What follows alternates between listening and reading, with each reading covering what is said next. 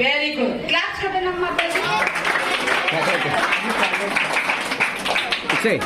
ఆది కాండంలో ఏ అధ్యాయంలో ఉంటది?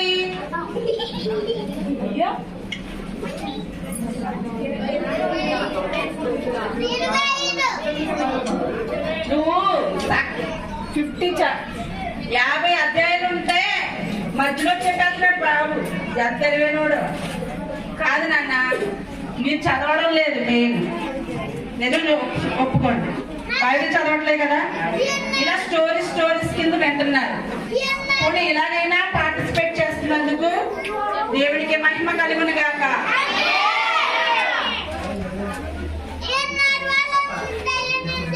దేవుని యొక్క సన్నిధిలో, దేవుని యొక్క పరిచర్యలో ఇప్పుడు చూడండి, మనందరికీ భోజనము సిద్ధపరుస్తున్నారు.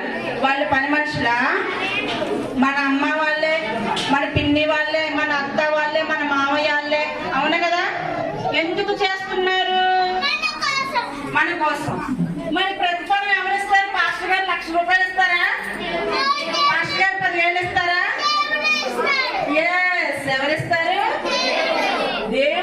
దేవుడు ఇచ్చేది ఎంత పెద్దగా ఉంటది అసలు ఊహించలేము. మనకి ఆరోగ్యం కావాలంటే ఎంత ఆశీర్వాదం ఉండాలి? దేవుడు ఇస్తాడు.